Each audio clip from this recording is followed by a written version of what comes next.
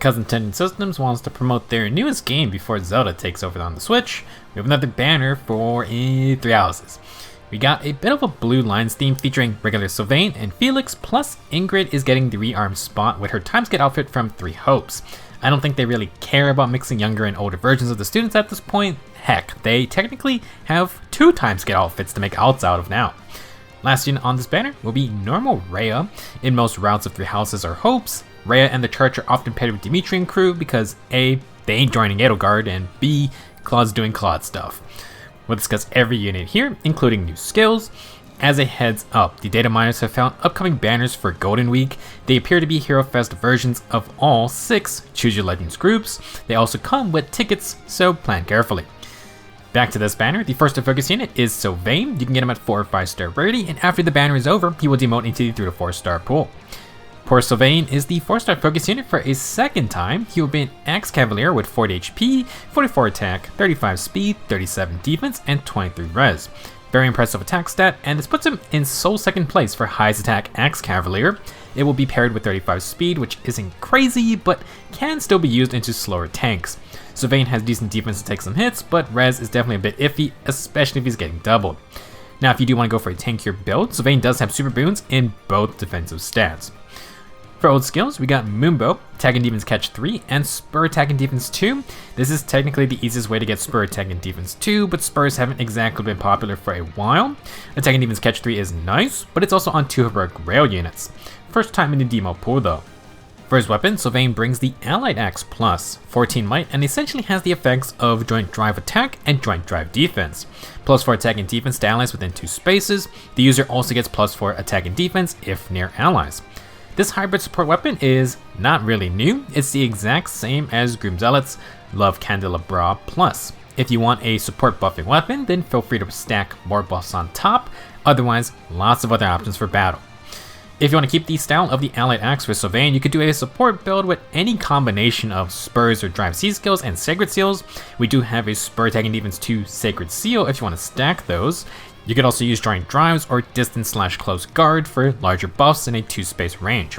You could pair this with Link B skills since these are in combat boost, or you could go for the full Rally plus Ruse combo to get guard support on your team. All of this can be run on any Axe Cavalier though. For combat purposes, you could use Sylvain's high base attack to run a simplistic Brave Axe build. We got 2 Ninja Brave Axes to choose from, but I suggest the Shuriken Cleaver since it can get bonus damage. If you want something for either phase, the Seahorse Axe from Somerset is solid, plus 5 attack and defense, but a free follow-up is pretty good. You can pair this with attack and defense catch for more stat stacking, and you can run this with a Near Trace B skill if you want Kanto. Flow Guard would prevent specials, but you could also run Guard 4 instead for some damage reduction. Attack Smoke 4 would be a good complement for enemy phasing since it also gives Sylvain Omni Breaker basically. Regarding the Arcane Downfall Axe, this provides excited specials and Blood type cooldown, both things Cavaliers want a ton of. It also has Follow-up Denial with healing, so it's potentially the best weapon if you just want to do a full defensive build. Gang Loot has Distance Stance or Quicker Pose 4 to take, and you could also run a good old low B skill or again Guard 4. Main issue with this setup is delving slow or faster units. You can at least charge Bonfire real quick. Last, if you do want to do a speed build, then the Pedalfall Vase Plus from Valentine's Effie kind of fulfills that role if you lack the arcane weapon. Plus 5 attack and speed, and if you outspeed the enemy, you get full no follow-up effects and plus 5 extra true damage.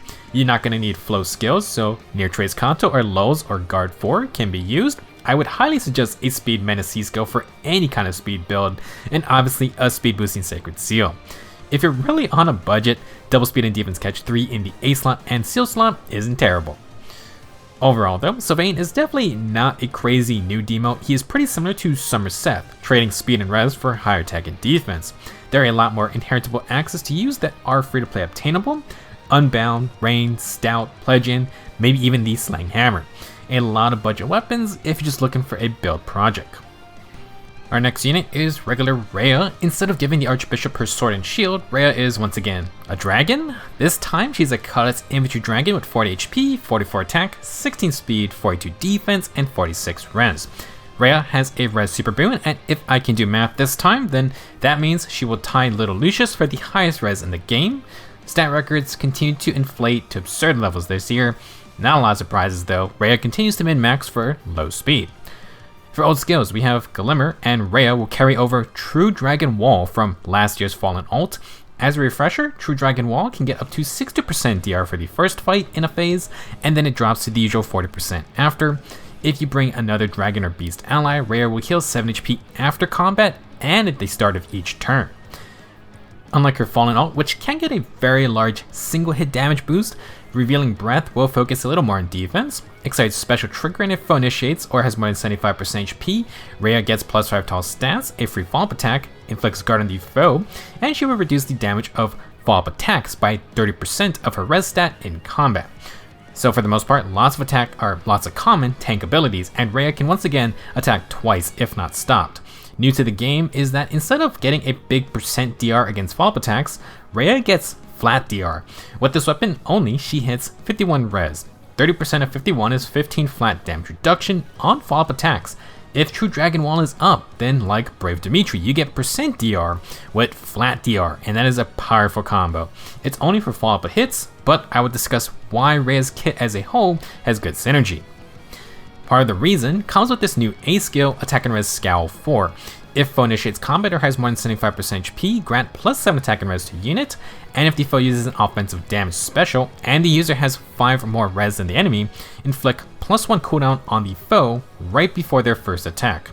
Scowl is going to be the new dragon only A skill. It's a mixed phase stat booster, although it can fail on the player phase potentially. The main effect of Scowl should sound familiar because this is the special uncharging effect that Brave Tiki got. Ascended Tiki and Dual Duma also got this effect. You will need to win a res check by 5 or more, and that's fine since Rhea wants to run high res for Dragon Wall and her flat DR anyway. With this skill, you essentially counter pre-charged specials because they will get uncharged before their first attack. Additionally, if Rhea is initiating, she can prevent instant special counterattacks such as the common Slaying Bonfire spam. Overall, I would say Attack and Res Scowl 4 is a very intriguing new Dragon A skill. It will compete with other defensive skills like Dual Stances or Unity, or even Finish 4. Considering dragons can run the DC Sacred Seal though, even ranged matchups aren't safe. Let's now go over why Rhea's kit is pretty solid. Let's say someone attacks with a pre-charged special like Mr. Legendary Byleth with his Sublime Heaven. Scowl will uncharge Sublime Heaven, which means no DR piercing for Byleth, and if Rhea does bring distant counter, she can fire back with Glimmer. Now let's say Byleth somehow follows up. He needs to counter guard to recharge Sublime Heaven. Finally, if he can follow up and charge a Sublime Heaven, then True Dragon Wall will get pierced. But Revealing Breath has flat DR. Imagine if you run a defensive special, whether it's Sacred Cowl or Aegis, if Rhea can charge that for the second hit, then you can still combine percent DR with flat DR against a special proc. You then obviously have to chew through the raw defensive stats of Rhea. Brave attacks can find a loophole in this plan, but you still need to be able to counter multiple effects here. For non-distant counter builds, you could run any defensive boosters like Shield Session or Bond or Form. If you want to go for an aggressive round, then you could run Warding Breath to charge Iceberg instantly. Obviously, Rhea can't pierce DR herself, so this might not work if the foe has decent res. For C skills, since her weapon and True Dragon Wall scale with resistance, you could go with Attack and Res Oath 4, potentially +9 in res total, and Warping doesn't hurt. If you want to copy Brave Tiki, Devatar's Menace is very annoying. This Rhea has 2 movement to advance slowly, and Menace can keep her buffed up while creating a large gap in resistance. If Rhea needs to tank a lot of foes, then Follow-Up Denial would be good. We have gotten a lot of units who can provide this, like Little Lucius, but you can also just run Attack Smoke 4 if Rhea is going to be doing some mixed phase things. For the most part, regular Rhea is going to be another annoying tank. Something to keep in mind is that if you can keep up with her resistance somehow, then a lot of her kit falls apart. Potentially no anti-special perk, and Damage Wall may not give any DR. Additionally, to be at full power, Rhea does require another non-human on the team.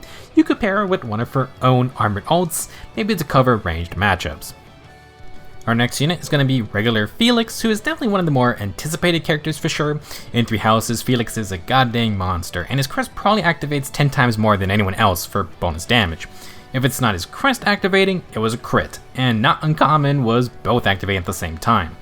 As the Star Myrmidon of 3 houses, Felix is a sword infantry unit. He has 40 HP, 46 attack, 46 speed, 31 defense, and 25 res. Speed super boon because of course, and just in general, 46 attack and speed is just bonkers to see, even though we've surpassed both of those before. For old skills, Felix is probably now the most valuable pity breaker you can get. He has Speed Smoke 4, which is great, but then brings both Godlike Reflexes and Attack and Speed Finish 4 into the permanent pool. I would expect to see this guy on a lot of future banners. It's no coincidence that on the kids banner, young Rebecca has Attack and Speed Finish 3. If you do not get her, you cannot pass both Godlike Reflexes and Attack and Speed Finish 4 at the same time, which is a damn shame. As such, if you're going to go for Felix for pure fodder, you kind of also want Rebecca. Even if you can't inherit Godlike Reflexes though, you could still get Speed Smoke 4, just an absurd value for one unit. If you plan to use Felix, he has the Lone Wolf Sword, 16 Magic Sword specials, and if Felix has more than 25% HP at the start of the turn, grant -2 cooldown if special is at max value. If special is at max value -1, then grant -1 cooldown instead. This effect also works if Felix starts a fight healthy. He can get the -2 or -1 cooldown after combat instead. We'll come back to this effect. If Felix has more than 25% HP at the start of combat, he will also get +5 to all stats, 30% DR against all attacks, and if he's not adjacent to an ally, he inflicts -5 attack speed and defense on the foe. Second half of the weapon is pretty basic. +5 stats, 30% DR for all hits, inflict -5 debuffs if solo. As for the first part, Felix essentially gets a super cracked out version of Time's Pulse / Special Spiral.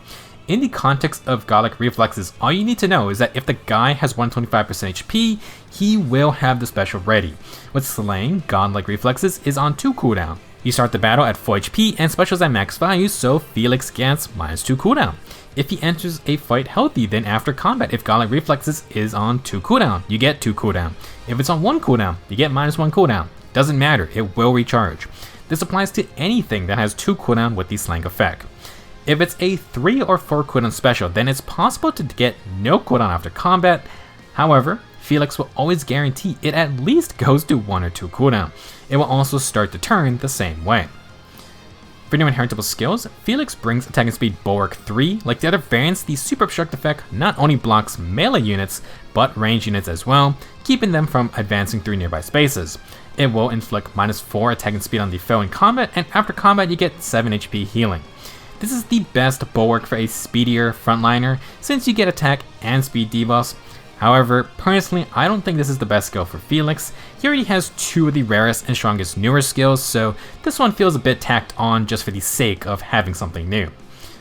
Personally, I do think Felix wants a tier 4 dodge B skill. With Lone Wolf, he gets 30% DR for all hits. Godlike Reflexes will pre-charge literally every single fight unless countered, and that's 40% DR. If you go with Close Call 4, you get the improved 50% dodge DR, speed and defense debuffs, and the Phantom Speed effect. We need all the extra speed you can get, even if it's just for calculating dodge or actually activating Godlike Reflexes. If you combine all of these effects, Felix will hit just shy of 80% DR. This does not include Speed Smoke 4's own dodge status. With this type of speed, we also assume Felix only gets hit once, and after combat, Godlike Reflexes is back to go again. Similar to Flame Lin, Felix really wants / needs no follow-up in some way. Whether it's the Sacred Seal version or one of these status effects, it's a vital part for a unit purely relying on speed. Without it, Felix can get doubled by slow units, and he may not double them. You want to be doubling often because Finish 4 grants 2 chances at 7 HP healing, it grants +5 true damage, and Godlike Reflexes also has its own bonus damage you want to be using with 2 hits. To ensure Felix has good speed for his first fight, I honestly would drop Speed Smoke 4 if you run the Dodge B skill. 80% DR is good enough, and you could run a C skill like Attack and Speed Menace to win speed battles, or Attack and Speed Oath 4 for the easy buffing and bonus warping. For further discussion, if you want pure damage on Felix, you could go for Vital Astra. He pre-charges it, and if you run Tempo or Velocity for no guard, then Felix can double proc it if it gets hit back. If you want to run Gale Force, Felix actually brings it to 2 cooldown every new turn. Again, with no guard, 2 hits guarantees a special charge. I don't have it listed, but there is maybe potential for Special Spiral 4, kinda wasted on lower cooldown specials because of Lone Wolf, but the DR piercing alone may be worth the slot. It is worth mentioning that if the Spiral is active, Felix will be able to loop any 3 or 4 cooldown special. Permanent Aether for every fight could be fun. He also could loop or just ready up AoE specials. It's not like Felix has bad base attack, although I don't know if you want to be running Life and Death. Overall though, Felix is going to be a wild unit. special charging to insane levels, and he comes with a literal entire kit of gold to inherit. Personally, I do not think he's at full strength at base. I would run a dodge skill, maybe swap out Speed Smoke for an upfront skill effect, and 100% find a way to give him no follow-up. Felix may not have his hero's relic on hand, but to be honest, his kit basically replicates his bonus damage from his crest and the damage reduction from the Aegis shield. Similar to Alir, he is susceptible to DR piercing, especially without godlike reflexes. However, if the enemy cannot do that, then it's going to be tough to crack a fully infested Felix. Last up on the banner is the star of the show, Rearmed Ingrid. 3 Hopes Hilda was ascended, but 3 Hopes Ingrid is rearmed. I mean, like with Alfred, I just don't think they really care about the specifics. Rearmed heroes are insanely valuable, and each copy keeps that value. Ingrid will once again be a lance flyer, but has some amazing base stats: 38 HP, 44 attack, 47 speed, 30 defense, and 25 res. Defensive stats are a little low, but Ingrid has a few countermeasures to tank hits. She trades this for absurdly good attack and speed. This is definitely one of the more wild step-ups in stat power creep. In this BST generation, we had some good units like Harmonic Cordelia or Kildori, with Kildori topping the group with 44 base speed. Ingrid beats that by 3 whole points. With Dragon Flowers, Rearmed Ingrid is the fastest lance flyer, beating out her own summer version. She does not sacrifice damage either, coming in with the 3rd highest attack in the group, and she has an attack super boon. For old skills, Ingrid will have Luna and Speed and Defense hold. With her weapon, you could get Speed and Defense Reign 3, which is still pretty good value. If you want all of Ingrid's best skills though for another flyer, you're gonna need some rare stuff. In Engage, Violet can hand out the Luin Hero's Relic. Well, now in Fae, Ingrid can do the same with the Arcane Luin. I like how there's a whole big deal about Heroes Relics and Crest users, yet now we're just passing them out like candy. Arcane Luin has 16 might exercise specials, and if the user has more than 25% HP, they get plus 5 to all stats, deal true damage per hit equal to 20% speed, and neutralize the foe's Speed and Defense field buffs. If you outspeed the enemy, you will get full no follow-up effects. A bit weird that of all the arcane weapons to repeat, they went with the Lance. It was never really a question that we wouldn't get more arcane weapons of the same type, it was just a question of when would the repeats happen. While most arcane weaponry tend to be generalist weapons decent on any unit type, Arcane Luin is 100% meant for faster units. It has a speed check for no follow-up and scales with speed for extra true damage. No follow-up is also best on faster units in general. This is a pretty solid lance, assuming you have decent to great speed. While yes, speed power creep is getting out of hand, for no follow-up to be effective, you just need to beat the foe you are facing. A middling speed unit could still get used if your goal is to double tanks, but the higher speed you go, the more targets you can deal with better. For Flyers and Cavaliers, Arcane Luin is obviously great to pair with Near Trace Kanto. You're not going to need Flow B skills, and the no follow-up effects work on both phases. You do get accelerated specials, but you're going to lose the breath type cooldown of the Arcane Cheong. That is a sizable trade-off, as these two movement types lack cooldown skills. For Lance Infantry and Army units, funny enough, not a lot of good candidates that are easy to get. For non-5 stars or just non-limited time units, there are literally only 4 Lance Infantry available, Summer Norin being the only one with more than 30 base speed. Kinda makes it the only real option if we're talking about speed checking. You could make some fun builds though. Vital Astra, Godly Reflexes, and Dodge B skills are great for a speed-based no follow-up weapon. For Lance Armors, the prime candidate is Winter Hilda, then Winter Robin, and as a free-to-play option, Valentine's Elliewood. Assuming you outspeed, Special Fighter becomes a really solid option with the tier 4's healing, maybe substituting for the lack of DR from something like Savvy Fighter. You could actually run Arcane Luin, Special Fighter, and then Armored Beacon to regain damage reduction. Additionally, you could do a speedy hardy fighter build. You double up on defense and a follow-up, but that's alright. Generally speaking, Arcane Luin is good, but Arcane Cheong is definitely still valuable for a lot of units. Omnibreaker with breath type cooldown is unbelievably strong for slower units compared to other Hearts of weapons. There is also the fact Alfred can hand over Flow Near Trace, so faster units can still get offense and a follow-up with increased cooldown. That could be better for Gale Force type builds. Now Ingrid will get her own unique A skill, Knightly Devotion, enables Kanto remaining +1. If she initiates combat or is within 2 spaces of an ally, grants +8 to all stats, neutralize stat penalties, and restores 7 HP after combat. Pretty straightforward, but good stuff. Debuff neutralization is always strong, and Ingrid gets a lot of stats plus consistent healing. With near Trace Kanto, she doesn't need any Kanto B skills, and that leaves the B slot open for something new. Summer Ingrid tried to run Guard Bearing 3, but now Rearmed Ingrid introduces Guard Bearing 4. Inflicts -4 speed and defense on the foe during combat, reduce damage from all attacks, and AoE specials by X%. For the first round of combat, if the foe is initiating, you get 60% DR. For all other scenarios, you get 30% DR. I almost got tripped up by this skill, but I've tested it to confirm. Basically like the tier 3 version, this skill is strongest for the first fight on the enemy phase. This is the only time you get 60% DR. For second fights onward in the enemy phase, or for just all player phase fights, you only get 30% damage reduction. However, unlike the tier 3, this damage reduction lasts for all hits in battle. Essentially, Guard Bearing 4 is very good improvement, and honestly, despite the speed debuffs part, you could still use it on slower units if you want a defensive skill. There is competition with something like Guard 4, which has attack debuffs, but its 30% damage reduction only lasts for one hit. Guard Bearing can get you a larger 60% TR, and even the same 30% DR will last for all hits taken. I would say Guard Bearing is more targeted at fast units, and honestly, it's basically the flyer version of a dodge B skill minus the speed check requirement. While flyers still like near trace or float B skills, if you got both effects like Ingrid, then Guard Bearing looks like a great new option. I want to touch on skill inheriting before continuing. Ingrid, not an easy rearmed hero to use fully. Both of her passives are flyer only, with Guard Bearing also being melee flyers only, minus Beast and Dragons. That's fine if you want Arcane Luin, but you would need Guard Bearing 3 from somewhere else, and that skill has only been on 3 units, all of them 5 stars. The quote-unquote free-to-play way to get it is from the Summer Ingrid comment manual in the Divine Codes Normal 2 section for 2,000 Divine Codes total. If you also want Speed and Defense Hold, the Reign 3 version of that isn't super easy to get, but 4-star Focus Summer Claude does have it.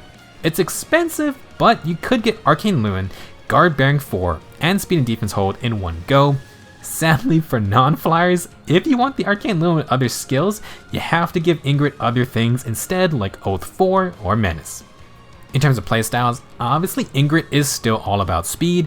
Arcane Luin and Knightly Devotion grant plus 13 to all stats. You can choose a stat refine, and Ingrid comes with top tier offensive stats to start with. With Guard Bearing 4 and Speed and Defense Hold, you inflict -8 speed and defense. With Arcane Luin and Knightly Devotion, Ingrid will neutralize all debuffs and neutralize the foe speed and defense field buffs. Honestly, a lot of tools to compete in high-speed battles, and in general, Ingrid will be decently sturdy while doing good damage. She can hit 60 plus speed easily, which means at least 12 true damage per hit, and with no follow-up, she hits twice as well. Top it off with damage reduction and 7 HP healing, and we have a rather solid unit. Very nice base kit, good for melee dueling.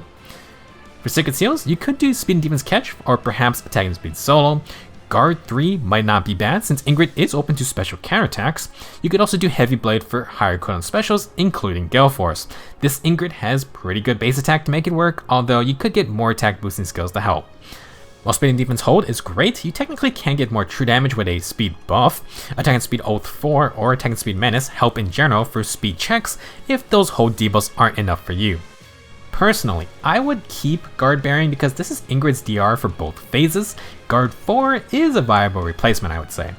Other things to not get hit back are Wind or Water Sweep. Ingrid gets to double while staying safe, and she has counter to retreat afterwards. You could also do Dive Bomb and just go for a quick KO. She can charge 2 cooldown specials on the second hit. These are nice for player phase moves, but we're giving up enemy phase power. If anything, it's nice to have some options if you feel mixed phasing isn't really working out. I would say Rearmed Ingrid is an interesting unit on her own. Having Kanto with no follow-up and still having that B slot open is quite good for the future as well. That's going to be it for this 3 Houses banner, a second Arcane Lance, a couple new interesting skills, and some fun new 5-star units. If you still are saving orbs, we have a Grand Hero battle coming for Cornelia. She's actually another staff infantry unit, but unbelievably, we have another free-to-play healer with a unique weapon. Absolutely crazy year if you want to build up a healer project. Let me know your thoughts on our new heroes, and good luck summoning. Reminder, very soon, Hero Fest CYL banners are coming, and we still have many strong current and upcoming banners. Really not an easy time for saving orbs. Thank you for watching. See you in the next video.